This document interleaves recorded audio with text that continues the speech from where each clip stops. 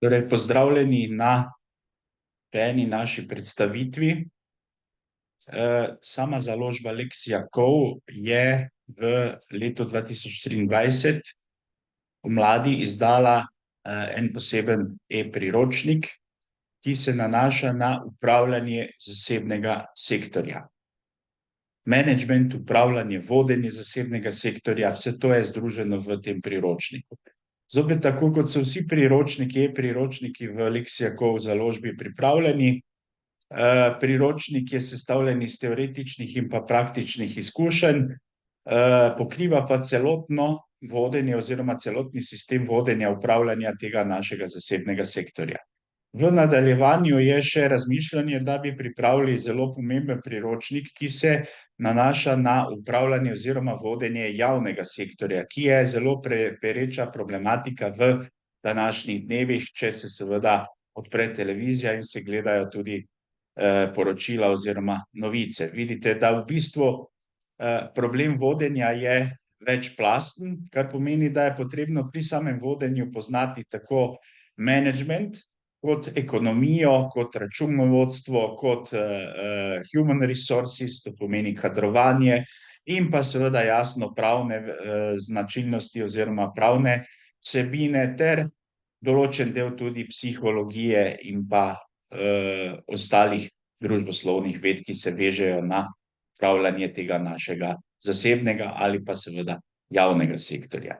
Torej, naš priročnik upravljanja zasebnega sektorja se veže v sam zasebni sektor, je v bistvu nutshell, kajti če bi šli v podrobnosti vseh teh zadev, ki se vežejo na upravljanje zasebnega sektorja, bi seveda lahko kar več teh e-priročnikov izdajali. Torej, upravljanje zasebnega sektorja, priročnik, ki bi seveda pripomogel vsakemu manjšemu ali pa srednje velikemu menedžerju, da bo seveda lahko upravljal podjetje, v katerem je seveda upravljalec oziroma v katerem je on vodstven organ oziroma vodstvena oseba. Pa gremo kar na predstavitev tega našega priročnika. Torej, priročnik je razdeljen na več odsekov oziroma na več delov. Prvi del zavzema v bistvu ekonomija zasebnega sektorja. V tem delu so v bistvu predstavljeni določeni elementi te ekonomije zasebnega sektorja. In sicer, kaj so potrebe in kaj so dobrine, kako potrebe zadovoljimo z dobrinami, kakšna je produkcijska izbira. Nadalje razmišljamo o seveda stroških in pa vrste stroškov, kako vplivajo stroški na seveda ekonomijo samega zasebnega sektorja. Potem, kakšni so elementi nabave in kaj je potrebno upoštevati, ko seveda imamo zaloge, kako zaloge upoštevati tako v ekonomskem kot tudi v računovodskem smislu. V nadaljevanju je seveda posegamo na trg in pa na konkurenco. Vemo, trg je pač mesto, na katerem se združujejo oziroma se srečajo posamezniki v ekonomskem sistemu. Konkurenca je pa seveda možnost pridobivanja določenih potreb oziroma določenih dobrin na samem trgu. Makroekonomika predstavlja v bistvu to elemente oziroma institute samega makroekonomskega sistema. Nadalje imamo seveda zunanje trgovinsko politiko, kako države med seboj se ščitijo navznotraj in seveda kako prezentirajo svoje izdelke navzven.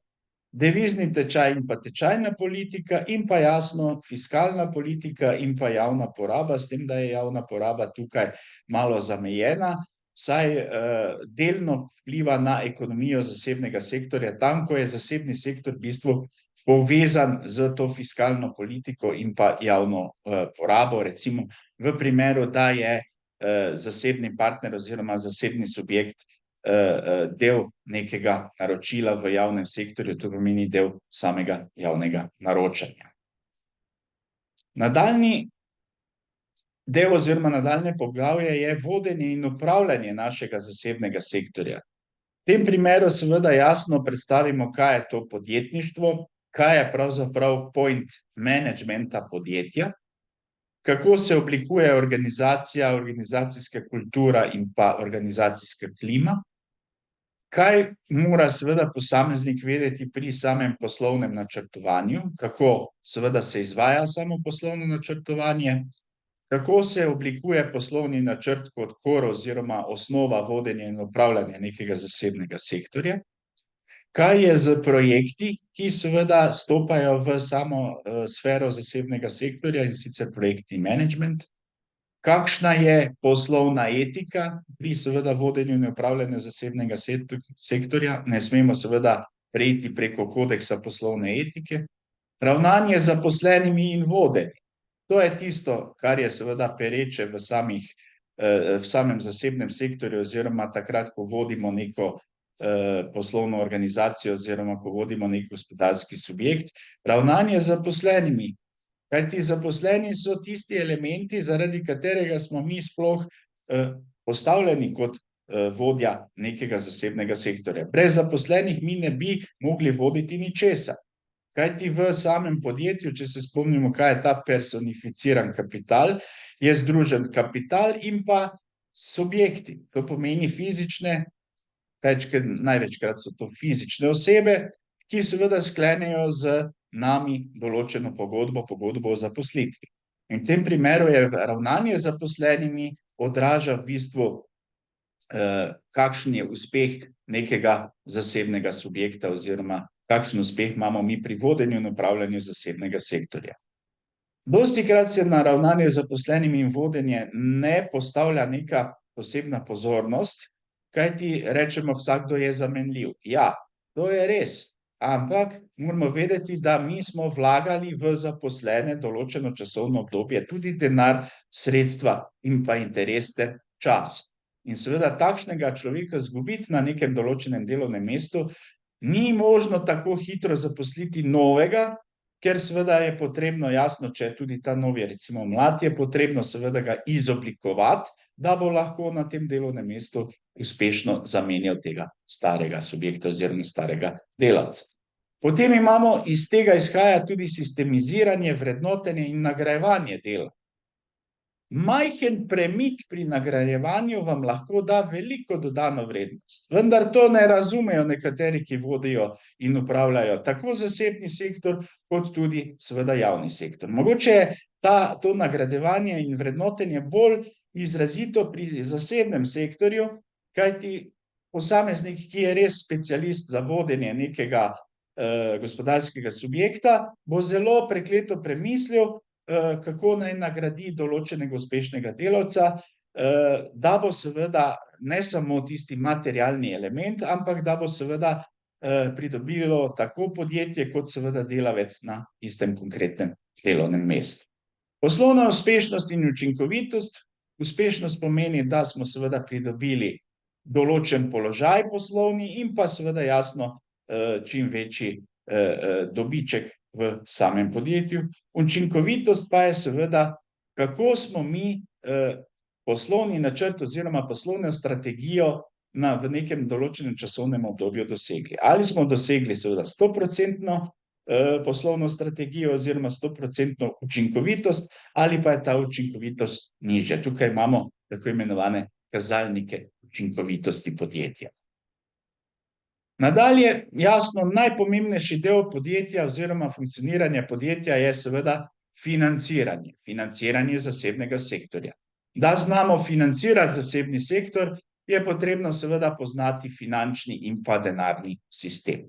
Prav tako je potrebno seveda tukaj spoznati določene zakonitosti na finančnih trgih, predvsem zdaj, ko vstopajo v finančne trge določeni posamezni finančni instrumenti, kot so recimo kriptovalute, ki seveda imajo širši pojem, kot je seveda predstavljeno v sami javnosti, vendar za kriptovalute bi potrebovali kar en dan nekega webinarja, ne pa samo tako grobo predstavitev, kot jo seveda imamo tudi na Fejsih oziroma na internetu, Facebooku, sem mislil v tem primeru.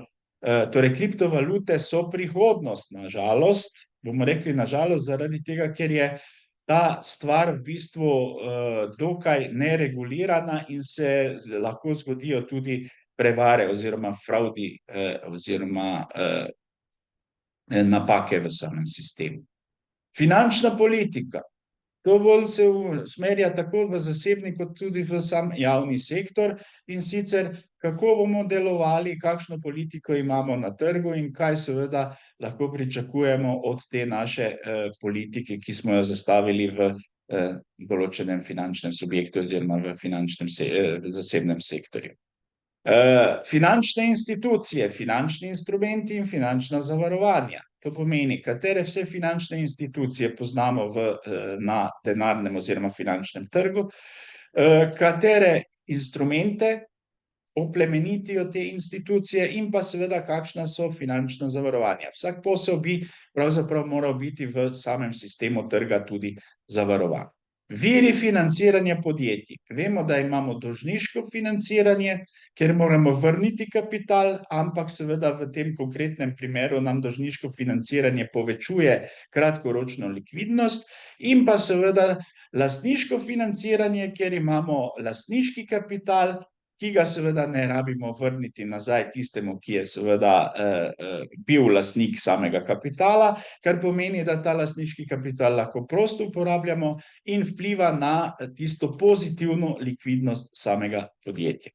Plačilni sistem in plačilni promet, rak rana v večini držav, pri nas pa je seveda to posebej izrazita zadeva, kajti seveda pri promptnem plačevanju oziroma ko se držimo rokov plačil oziroma rokov plačevanja, bomo seveda s tem znižali stroške, ker ti stroški prihajajo potem v primeru sodnih izterjav oziroma v primeru poslovnih izterjav, in seveda v tem primeru bomo dvigali likvidnost samega podjetja. Plačilni promet je pa jasno vezan z sistemom samih plačil.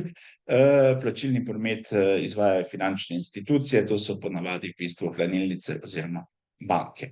Torej, to je vse v bistvu vezano na to naše financiranje zasebnega sektorja.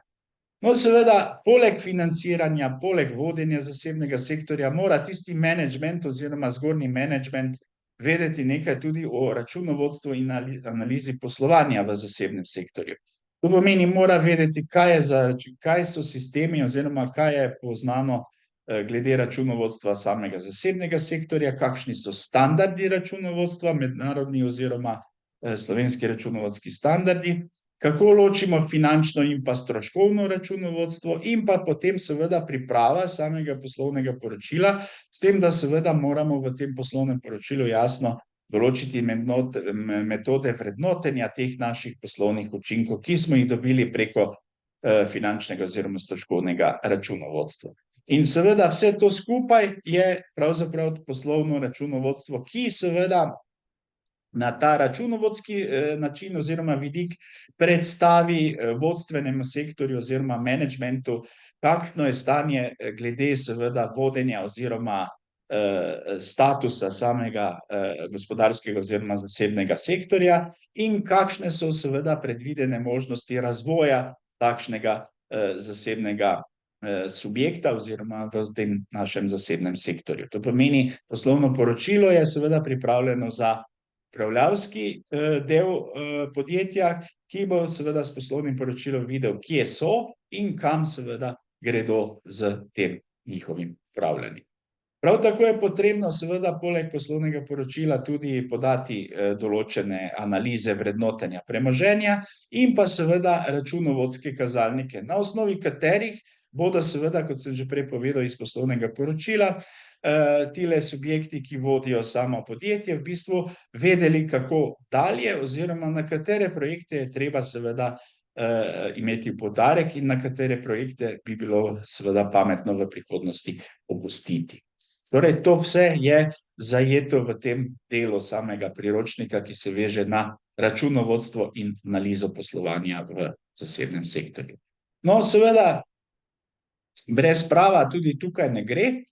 In sicer potrebno je predstaviti jasno korporacijsko upravljanje, to pomeni, kako sploh mi ustanovimo nek gospodarski subjekt v zasebnem sektorju in seveda, kako ta gospodarski subjekt potem upravljamo, glede na to, ali je to seveda osebna družba, osebni gospodarski subjekt, ali je to seveda kapitalski gospodarski subjekt. Pri osebnem gospodarskem subjektu so vezi bolj vezane na družbenike oziroma na ustanovitelje takšne pravne osebe. Pri kapitalskem gospodarskem subjektu pa je seveda ta kapital tisti, ki vodi določen gospodarski subjekt, to pomeni, da je zadeva usmerjena bolj na kapitalski del.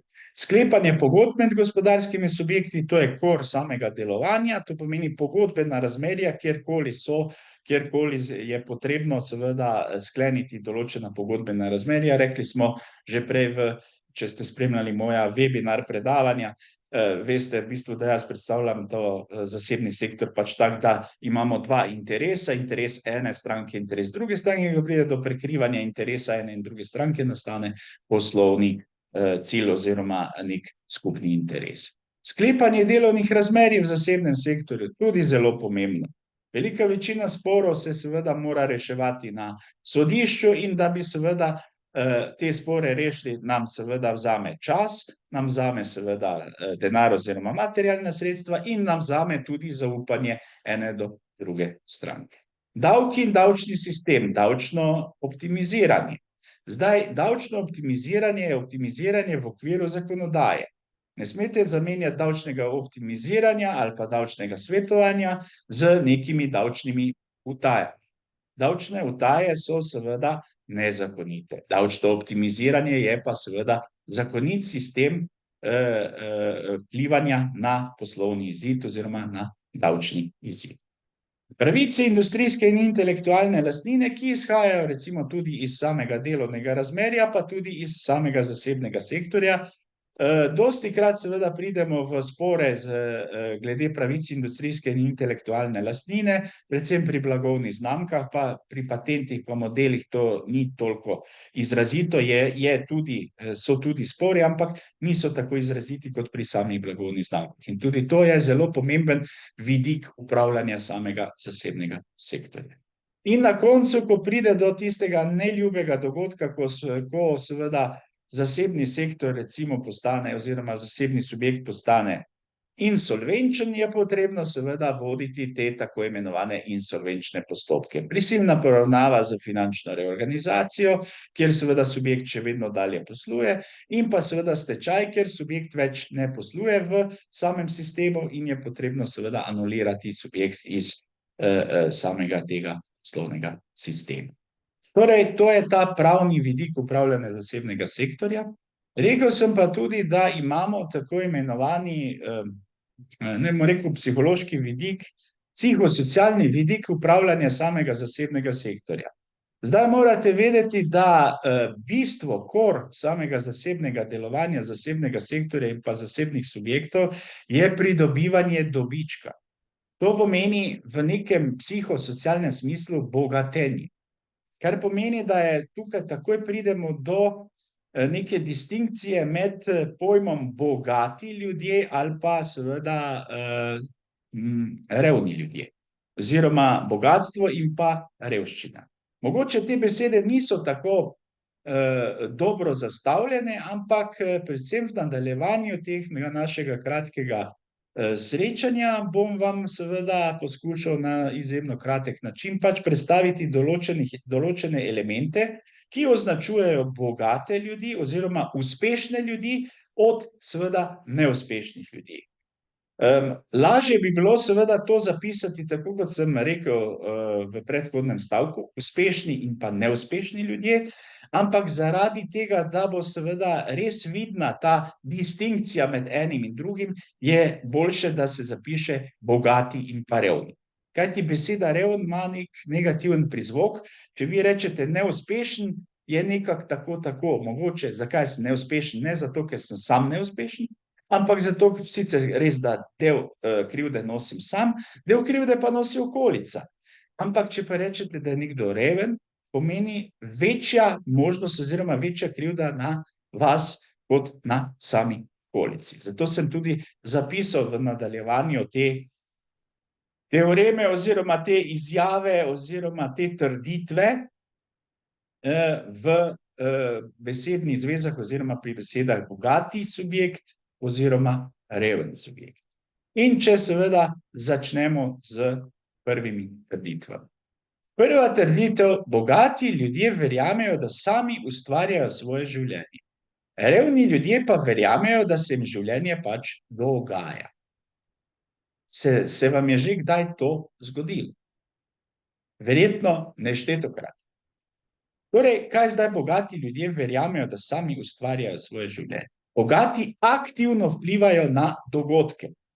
Spreminjajo te dogodke v svojo korist. Večkrat zapadejo v krizo. Ampak ta kriza ni tisto, kar bi se reklo, da je kriza, ampak so izzivi. Torej, ne bomo tako kot v Cvetju jeseni stali na Jelovem brdu in govorili, tako kot ta starka govori tam, joj, kako sem jaz nesrečna, ampak bomo naredili korak naprej, nazaj, levo, desno.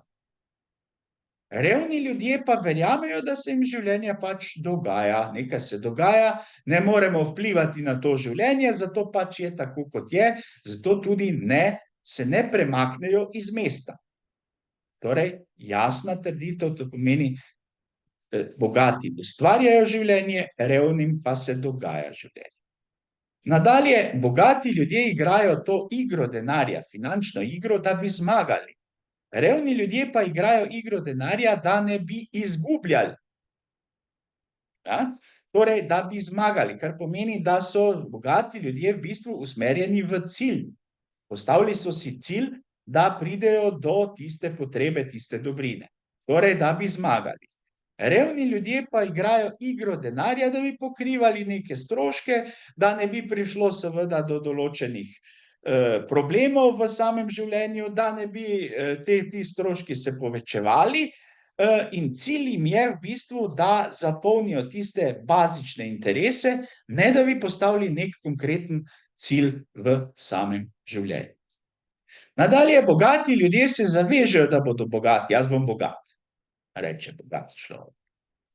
Torej, in bom delal točno to, kar je potrebno, da pridem do tega pojma oziroma da pridem do bogatstva. Nastavim si cilj, važno vidite, da cilj je tista osnovna komponenta v teh sistemov bogati in revni, nastavim si cilj, da bom bogat, moram ta cilj seveda postaviti tako, da je dokaj realen, ker sam dejansko ne vem 100%, kaj je realni cilj.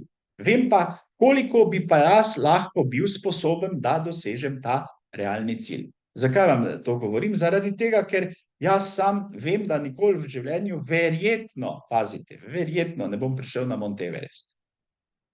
Pa verjetno tudi ne bom prišel na Matterhorn. Ampak na Triglav pa lahko 3-krat pridem. Torej, sami morate v svoji psihofizični sposobnosti določiti ta cilj in se zavezati, da bom prišel do tega cilja.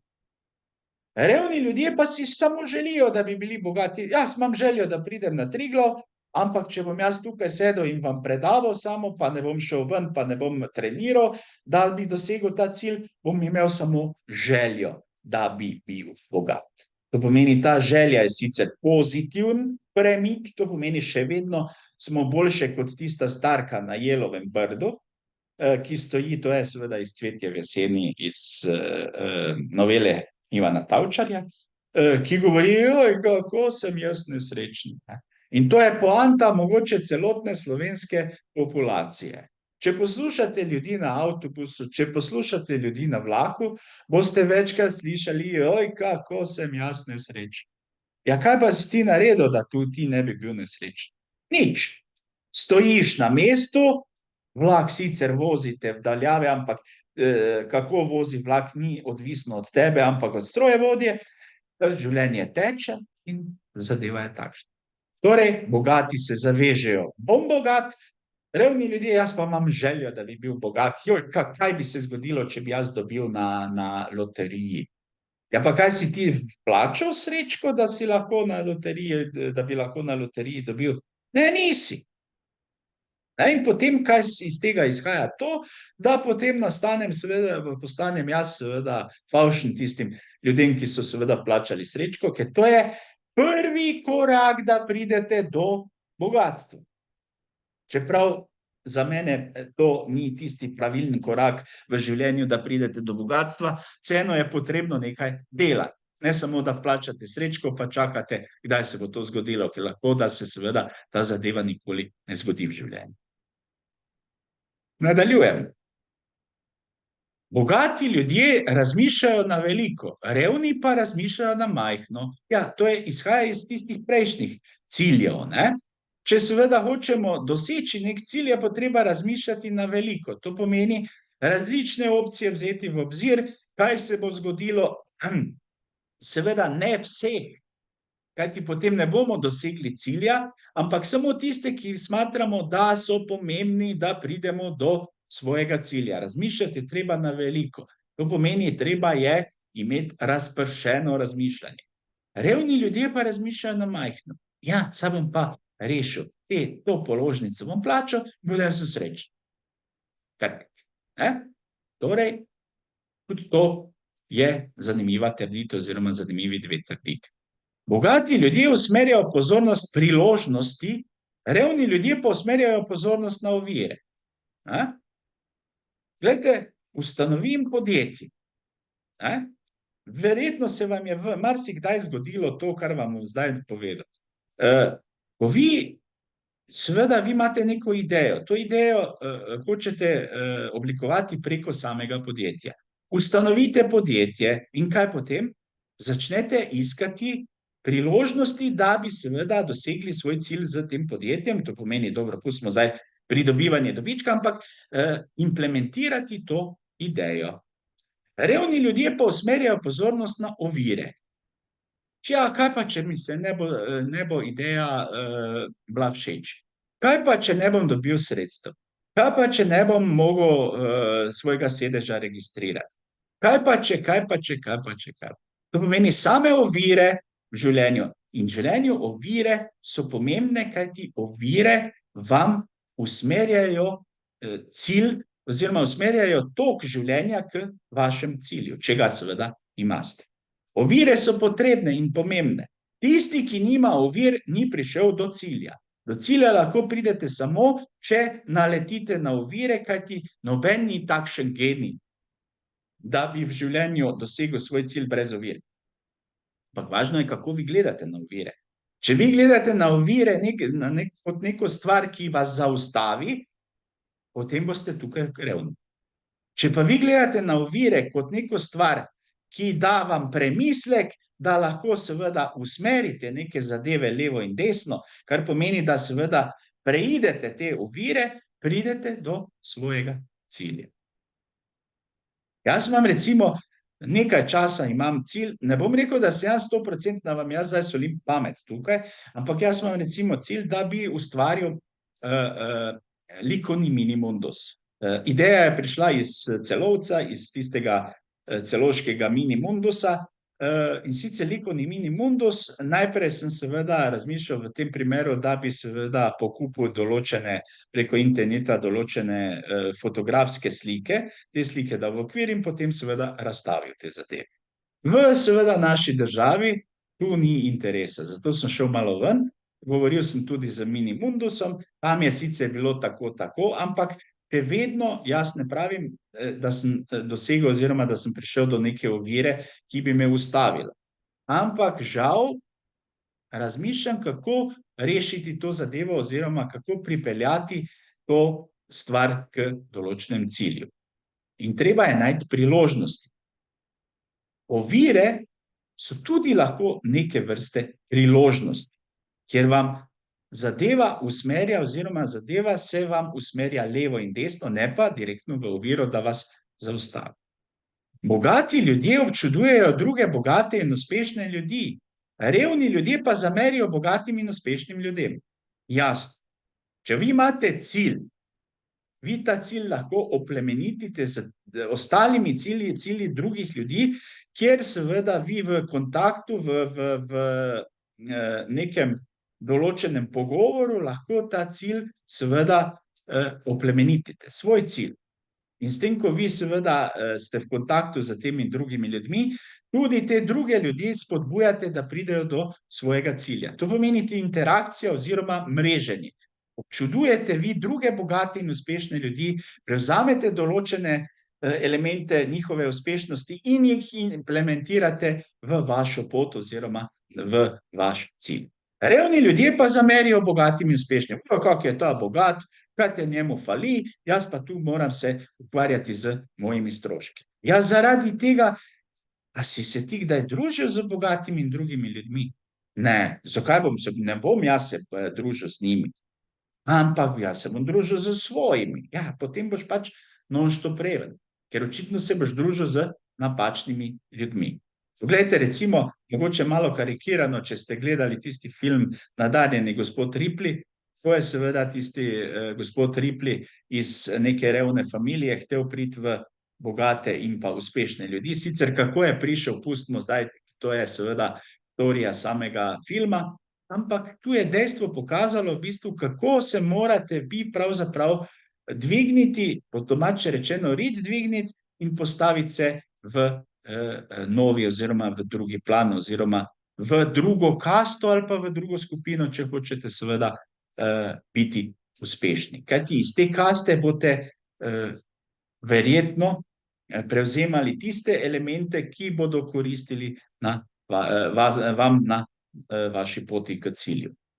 Revni ljudje pa jasno bodo vedno imeli zamerljivke oziroma zamere bogatim in pa uspešnim ljudem. Iz tega sledi seveda tisto, kar prej smo rekli, uspešni ljudje z uspešnimi, revni z revnimi, to pomeni, bogati ljudje se družijo z pozitivnimi, uspešnimi ljudmi, revni ljudje se družijo z negativnimi ali neuspešnimi ljudmi. A ste vi že kdaj, jaz sem večkrat bil, ker so me pošiljali tudi politično in pa seveda tudi poslovno v neke kroge. Ko ste vi prišli v nek krog nekih pozitivnih, uspešnih ljudi, recimo primer, šel sem na osnovno izobraževanje nevrolingvističnega programiranja in tam smo najprej, prvi dan, ko smo prišli, smo bili vsi več ali manj negativni. Po 5 treningih mogoče ni bilo nekih strašnih premikov, ampak ta premik se je nekako odrazil čez 6-7 mesecev.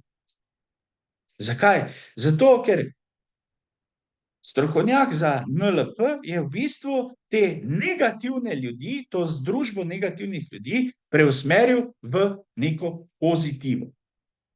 Vse tisto, kar smo mi govorili v teh 5-6 srečanjih, mi smo že vedeli, ampak smo ponotranjili oziroma zapustili to vedenje zaradi tega, ker smo se v življenju družili samo z nekimi negativnimi elementi.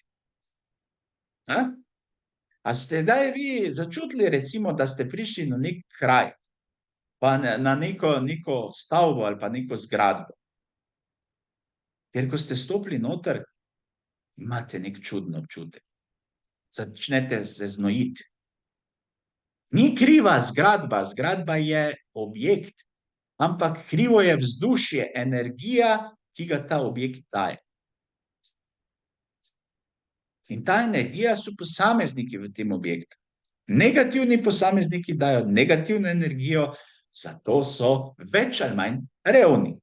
Pozitivni posamezniki, zgodilo se je, da si stopil v neko pozitivno oziroma v neko dvorano, kjer smo imeli neko srečanje in vsi seveda srečni, veseli, mogoče navidezno, ampak ta navideznost je vam dala pozitivni občutek. In važno je, da vi se smejite, ko se zjutraj stanete, ne pa da ste takšni nasrčeni, kot je recimo stopite na avtobus, zjutraj pa vidite, mene to boli, mene ono boli. To je isto zopet na Jelovo brdo, se spomnite, in na tisto starko, ki stoji pa govori.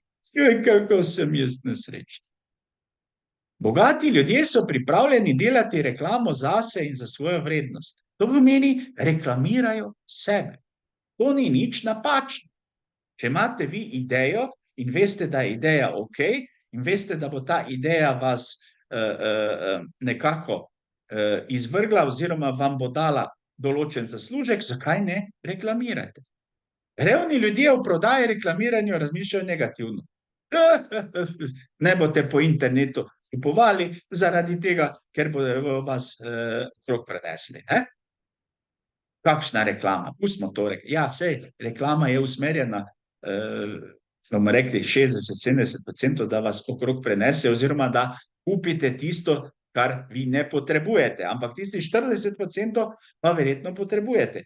In sistem, ne glede na te kriptovalute, ki smo jih prej omenjali, gre v to zadevo, da bo seveda se vse spremenilo, vse bo na tem internetu.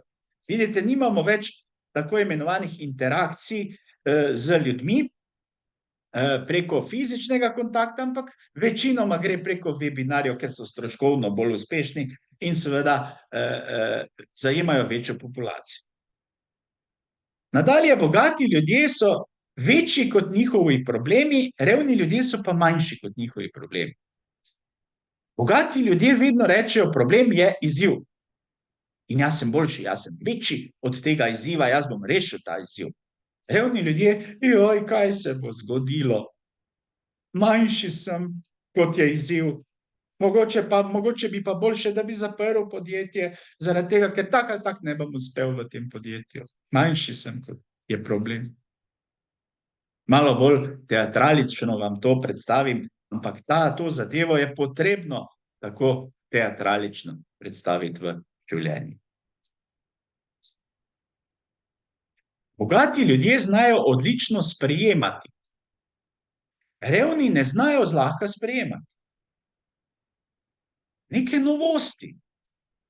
Bogati ljudje se ne bodo takoj zaustavili pa rekli, jo, to pa je nekaj narobe. Bogati ljudje bojo rekli, ok, nekaj novega. Zdaj bom jaz malo pogledal, kakšne so te zadeve. Kako je nastala ta zadeva. Ali meni koristi. Ali koristi tudi drugim. Zakaj koristi drugim, zakaj meni ne bi koristil? Revni ljudje, ne, to je nekaj novega, ne, niti pod razno. Posebej starejši. Niti pod razno. Nekateri imajo še vedno hranilne knjižice. Upam, da so s tem našim bančnim sistemom ukinjeni. Ko so vpisovali. Ne, kakšna internetna prodaja, niti pod razno. Bogati ljudje se odločajo za plačilo po učinku, revni ljudje pa se odločajo za plačilo po času. Služba. Plačilo po učinku. Ne bom preveč povedal, ker bi mogoče preveč osebno, intimno to obrazložil. Javni sektor. Plačilo po času. Koliko vi se pa sedite, lahko dobite hemoroide tam v javnem sektorju, morate biti 8 ur na delovnem mestu.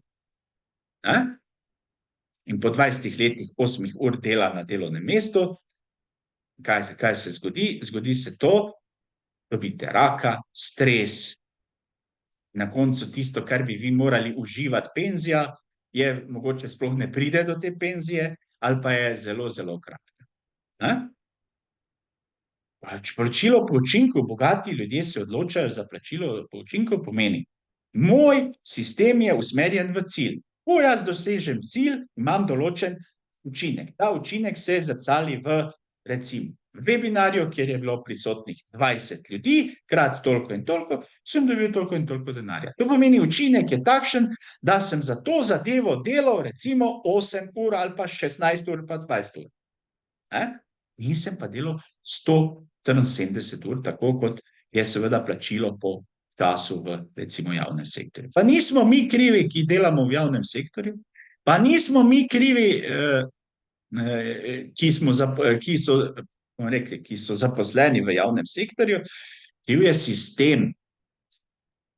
Sistem, ki ni usmerjen v to, kaj vi naredite, ampak v to, koliko časa vi sedite tam. Ker tako in tako boste recimo v javnem sektorju bili plačani, ne glede na to, ali imate kakšen učinek ali ne. Res, če bo to se dostikrat ponavljalo, da nimate nobenega učinka, ali pa je učinek vašega dela negativen, bo seveda potem malo začel razmišljati delodajalec, kaj pa je z vami narobe. Ampak zadeva je jasna. Bogati ljudje mislijo večstransko, večplastno, razpršeno, oboje. Revni ljudje pa mislijo, ali eno ali drugo. Bogati ljudje, ko pridejo sicer imajo namen kupiti recimo televizijo, pa da bodo recimo rekli, ops, jaz pa rabim še zvočnike, da ravno gledam televizijo tukaj zraven. In rabim zvočnike, oboje kupili, ne? Dobro, vse, jaz imam res toliko imam možnosti, da to kupim. Revni ljudje pa bodo mislili, ali eno ali drugo. Ali televizijo kupim, ali zvočnike kupim. Oziroma, ali grem tam, ali grem tja. Ne bom oboje mislil, kako bi to združil oboje. To pomeni, v tem primeru jasno, ko vi združujete neke stvari, vi to dosegate tako z čim manjšimi stroški. Če pa vi kupujete ali pa ne združujete stvari, pomeni, da seveda boste ostali na stroškovni neučinkovitosti. Gremo dalje. Bogati ljudje usmerjajo pozornost na neto vrednost. Revni ljudje pa usmerjajo pozornost na svoj dohodek od dela. Kaj je zdaj neto vrednost? Takrat, ko mi odbijemo vse stroške, vse zadeve, ki nam bremenijo naš dohodek, prihodek, dobiček, odvisno od tega, katero finančno oziroma računovodsko kategorijo gledamo. Neto vrednost je tista vrednost, ki jo mi lahko porabimo ali za nove investicije ali pa za sebe. Revni ljudje pa usmerjajo pozornost na dohodek od dela. Torej isto pri delu oziroma učinku. Zgoraj neto vrednost je učinek, delo pa se izraža preko dohodka od dela. To pomeni, če nič ne delamo ali pa če karkoli delamo, mi dobimo nek dohodek od dela. Ta dohodek od dela je verjetno seveda zopet obremenjen z nekimi stroški in te stroške takrat, ko usmerjamo mi pozornost, te stroške verjetno zajamemo v tem dohodku od dela. Bogati ljudje znajo uspešno upravljati svoj denar, revni ljudje svojega denarja ne znajo uspešno upravljati. Ko vi dobite 100 evrov v življenju, kaj vi naredite? Ja, če gremo v Srbijo, se potem takoj kupi prasence za 120 evrov, pa smo še v dolgovih 20 evrov. Bogati ljudje znajo uspešno upravljati svoj denar. Kaj bogat človek naredi? 40 evrov da za svoje stroške življenja, ki bo črpal iz teh 100 evrov. Potem bomo rekli, je to odvisno od tega, od njihove odločitve. Določen del teh 100 evrov nameni investicije. Določen del teh 100 evrov nameni zavarovanju. Za primer brezposelnosti, za primer ko bodo stari, za penzije in tako dalje. Določen del pa seveda da v finančne sklade ali pa v pasivni kapital, nepremičnine, zlato, tudi kriptovalute, sedaj trenutno, da oplemeniti denar. Pustimo tisti 40 evrov, tisto je za tekoče stroške življenja. Teh ostalih 60 evrov pa mora biti usmerjeno, da iz 60 evrov vi dobite več. Ker tisto razliko potem lahko kalkulirate tudi z tistimi 40 evri v naslednjem mesecu ali pa v naslednjem tednu. Torej, znam upravljati svoj denar, da denar dela za mene. Ne pa, da jaz delam za denar. In to je naslednja trditev. Bogati ljudje poskrbijo, da denar dela zanje. Revni ljudje pa delajo za denar. Vsi bogati ljudje tudi delajo za denar, ampak ko dobijo ta denar, ne razfrčkajo celotnega denarja, ampak denar reinvestirajo, da seveda dobi večjo vrednost. Primer, norost, obveznice, te zdaj so, ne vem, kdaj boste vi to gledali, ampak moram to omeniti. Naše obveznice. Lepo vas prosim.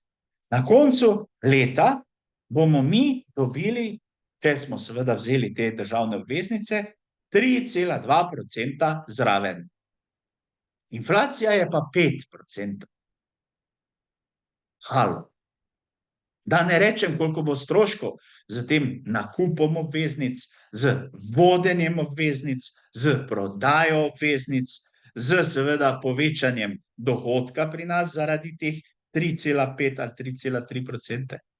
Ja, pa kdo je tu nor? Kdo je tu nor?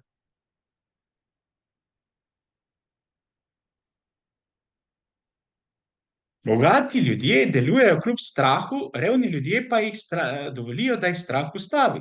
Bogati ljudje delajo kljub strahu. Ja, mene je strah, ampak strah je pozitivni motivator, da grem naprej. Da se vam je to kdaj zgodilo, recimo v gorah. Jaz sem dosti krat v gore hodil, ko sem jaz bil malo še bolj agilen, po domače rečeno. Ja, pripravljala se je nevihta. Mene je bilo strah, kaj pa če strela udari, kaj pa če si spodrsne.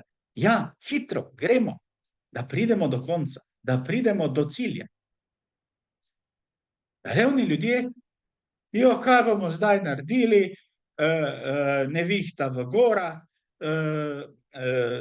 verjetno bojo strele oziroma gromi in v tem primeru, kaj naj jaz naredim? Mene je strah ustavil. Udari strela, namesto da bi začel reagirati, to je značilnost bogatih ljudi, da ob problemu reagirajo, ne, jaz bom se tam počepnil pod skalo in začel se tresti in dovolil, da me strah ustavi v samem razmišljanju. In seveda zadnji pojem, ki ga seveda moramo izraziti, je seveda, da bogati ljudje se vedno učijo in vedno rastejo. To pomeni, vedno se v svoji družbi bogatih zanimajo, kaj se dogaja z drugimi, kako bi ta drug sistem oziroma drug cilj uspešno implementirali v svojega in tako dalje. Nenehno se učijo, nenehno rastejo, nenehno imajo svoj cilj in oplemenitijo ta svoj cilj oziroma dvigujejo te svoje cilje. Revni ljudje pa mislijo, jaz pa te vse vem. Pridete k svojemu šefu, pa vam tam pove, on je strokovnjak za ekonomijo, za menedžment, za pravo, za psihologijo, za tehniko, vsi vse vejo, vsi vse poznajo, vse skupaj. Na koncu pa vidite, ko jih malo poslušate, vidite, da so tam, kjer morajo biti. Vsakdo je tam, kjer mora biti. Vsakdo je tam, kjer mora biti. In zopet, karkoli se vam v življenju zgodi, ni nesreča, ampak so izzivi, ki seveda botrujejo in pa prikazujejo izkušnje. To pomeni, takrat, ko se vam bo nekaj zgodilo, morate, če hočete preživeti oziroma biti uspešni, to zadevo najprej analizirati, pa ne dolgo, ne na vse pretege, analizirati, bazično analizirati in ugotoviti, kakšen je ta izziv, ki ga ta zadeva pravzaprav predstavlja.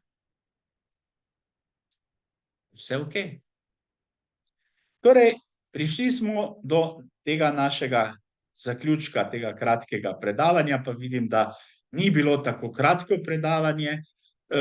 Kot sem rekel, menedžment zasebnega sektorja, jaz sem avtor, Matjaž Kovač, izdano je bilo maja, ta priročnik je bil izdan maja 2023 pri založbi Leksija Kov, vezava je e-knjiga, število strani je kar dosti 375, v tem primeru jasno je malo višja cena, to pomeni 44,90 evra.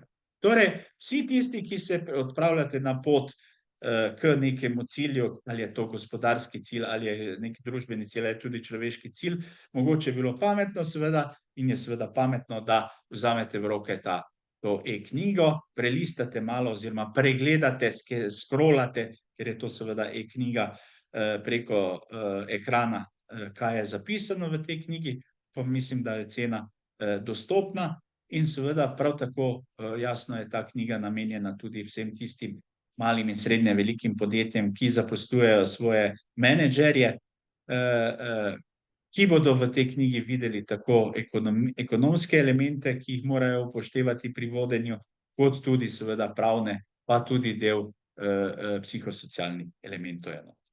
Torej, hvala vam za današnje srečanje in potrpežljivost in se vidimo na kakšnih naših webinarjih, ki jih bomo v letu 2024 tudi predstavljali In seveda v nadaljevanju bomo tudi oblikovali določene e-priročnike v tem našem stilu založbe Leksija.com oziroma Leksija.com založbe. Torej, hvala vam na pozornosti in se srečamo in vidimo kdaj drugič. Nasvidenje.